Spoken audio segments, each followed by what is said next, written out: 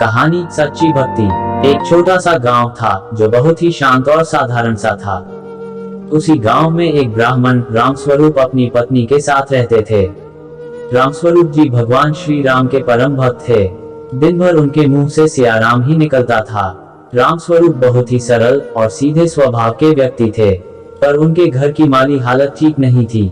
घर का गुजारा किसी तरह चल रहा था, परंतु रामस्वरूप जी के चेहरे पर जरा भी शिकन नहीं थी।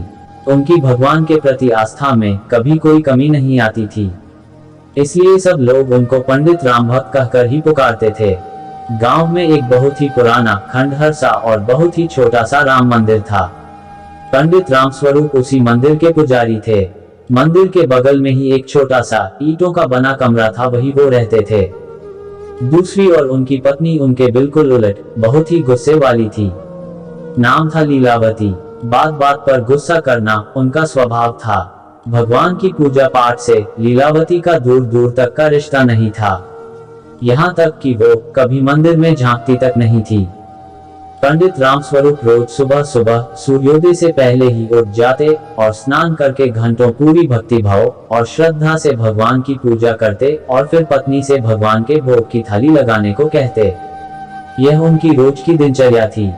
लीलावती रोज केवल भगवान के लिए भोग बनाकर दे देती थी। इसके अलावा वो कभी मंदिर में कदम भी नहीं रखती। उसे ये भी नहीं पता था कि पंडित रामस्वरूप रोज किस प्रकार भगवान की पूजा करते हैं। उसे इन सब बातों में कोई दिलचस्पी नहीं थी। वो तो दिन भर घर के कामों में ही व्यस्त रहती थी। आज भी रोज की तरह रामस्वरूप ने घंटों तक पूजा की और फिर अपनी पत्नी को आवाज लगाए, लीलावती, ओ लीलावती, अरे भगवान के भोग की थाली तो लगा दो। कितनी देर हो रही है, भगवान कब से भूखे बैठे। आई तभी लीलावती की आवाज आई। थोड़ी देर बाद ही लीलावती ने एक थाली मंदिर के बाहर से ही सरका दी और बोली, लोग खिला दो अपने भगवान को खाना। इतना कहकर बड़बड़ाते हुए चली गई। तभी रामस्वरूप की नजर थाली पर पड़ी। थाली में सिर्फ गुड़ और रोटी ही रखी थी। ये देख उन्हें समझते देर न लगी कि आज खाने के लिए कुछ नहीं बचा है। पंडित जी ने भगवान से हाथ जोड़कर माफी मांगी और जो रूखा सूखा भोजन था उसी का भोग लगा दिया। रामस्वरूप पूजा करने के बाद जब बाहर आए तो लीलावती आंगन में झाड़ू लगा रही थी, साथ ही कुछ बड़बड़ा रही थी। अरे लीलावती, सुबह सुबह क्यों बड़बड़ा रही हो? कभी कभी भगवान का भी नाम ले लिया करो, थोड़ा पुण्य मिलेगा। रामस्वरूप पंडित ने हंसते हुए लीलावती से कहा। लीलावती लगभग चिल्लाते हुए बोली, तुम ही ले लो पुण्य, हमें नहीं चाहिए। रोज घंटों पूजा पाठ करते हो तो कौन सा भगवान ने तुम्हें तार दिया? घर में खाने को दाना नहीं है, जो था वो भी तुम्हारे भगवान को खिला दिया। अब खाली हवा खाकर अपना पेट भर लो। इतना सुनते ही रामस्वरूप बोले, लीलावती तुम चिंता मत करो, भगवान पर भरोसा रखो, तुम देखना वो हमें भूखा नहीं रहने देंगे। पंडित जी और उनकी पत्नी के बीच इस तरह की नोक झोंक रोज होती। इसी तरह उनके दिन कट रहे थे। एक बार पंडित रामस्वरूप को किसी जरूरी काम से 3-4 दिन के लिए दूसरे गांव जाना था। पंडित जी बहुत ही परेशान और चिंतित थे कि आखिर उनकी अनुपस्थिति में उनके भगवान का ख्याल कौन रखेगा, परंतु जाना भी जरूरी था। दूसरे दिन पंडित रामस्वरूप ने पत्नी से कहा, देखो लीलावती, मुझे जरूरी काम से दूसरे गांव 3-4 दिन के लिए जाना पड़ रहा है। इस बीच तुम्हें ही मेरे भगवान का ख्याल रखना होगा। उन्होंने पत्नी को यह भी बताया कि उन्हें रोज कैसे भगवान का ख्याल रखना है। तुम रोज सुबह सबसे पहले भगवान को उठाना, उन्हें स्नान कराकर भोग लगाना और रात्रि होने पर उन्हें सुला देना। लीलावती बीच में ही टोकते हुए बोली, हाँ हाँ मुझे सब पता है, अब जाओ देर हो जाएगी। दूसरे दिन लीलावती सुबह सुबह उठकर काम करने लगी कि तभी उसे याद आया कि उसे तो भगवान को भी उठाना है।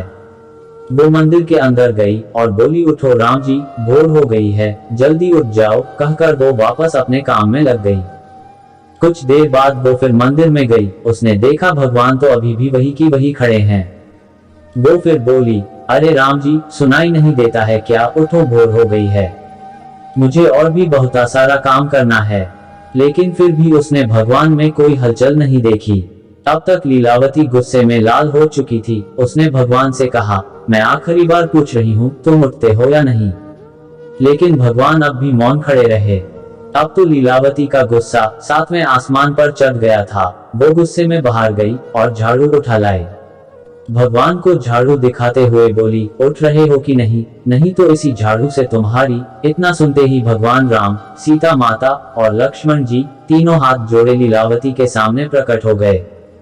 उन तीनों को देखकर लीलावती बोली, आ गई न अकल ठिकाने पर। इसलिए कहते हैं, लातों के भूत बातों से नहीं मानते। तभी श्री राम हाथ जोड़कर बोले, माता हमारे लिए क्या आ गया है? जाओ कुएं पे जाओ और स्नान कर लो।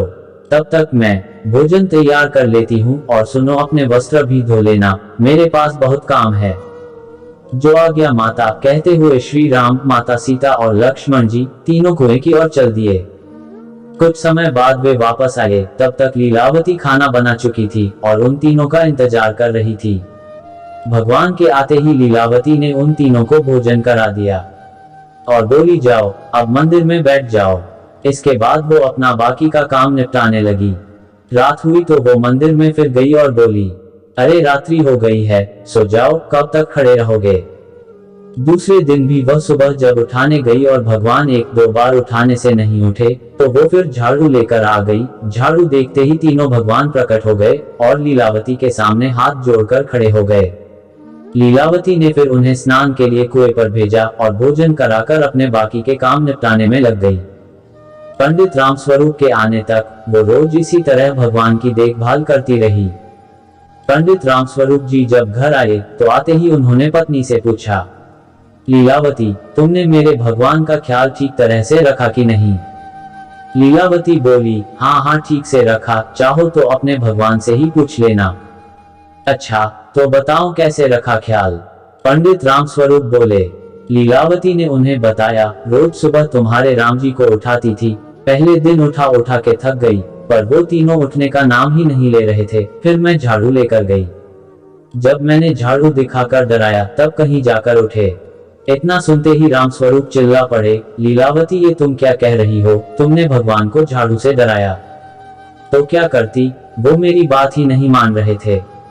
ये सुनते ही पंडित रामस्वरूप सिर पकड़कर बैठ गए। लीलावती ने आगे बताया, उठाने के बाद उन्हें स्नान करने के लिए कुएं पर भेजती थी, उसके बाद भोजन करा देती थी और रात्रि होने पर सुला देती थी। इतना काम ही तो बोला था ना। पंडित रामस्वरूप लीलावती की बातें सुनकर अवाक रह गए। वह सोच रहे थे, लीलावती ये क्या बोले जा रही है? ये पागल तो नहीं हो गई? उन्होंने लीलावती से पूछा, लीलावती तुम्हारी तबीयत तो ठीक है न? ये तुम क्या बोले जा रही हो? मेरी तबीयत को क्या होना है, मैं बिल्कुल ठीक ठाक हूँ। लीलावती गुस्से से बड़बड़ाई। पंडित जी को अपनी पत्नी की बातों पर जरा भी विश्वास नहीं हो रहा था। वो तुरंत उस जगह गए जहाँ भगवान विराजे थे। पंडित ने देखा कि भगवान की मूर्तियां तो वैसे की वैसे ही रखी हुई थी। पंडित दौड़कर उस कुएं पर गए जहां लीलावती ने तीनों भगवान को स्नान करने भेजा था। जब वो कुएं पर पहुंचे तो उनके आश्चर्य का ठिकाना नहीं रहा। वहां रखी टूटी फूटी बाल्टी सोने की बन चुकी थी। बगल में भगवान के वस्त्र रखे थे, वो भी सोने के ठेर में बदल चुके थे। फिर रामस्वरूप भागे भागे उन बर्तनों के पास पहुंचे जिसमें भगवान ने भोजन किया था। सभी बर्तन जिसमें भगवान ने भोजन किया था सोने के बर्तनों में बदल चुके थे। अब तक रामस्वरूप को यकीन हो चुका था कि लीलावती सही कह रही थी। पंडित रामस्वरूप ने दौड़कर भगवान के चरण पकड़ लिए और रोने लगे।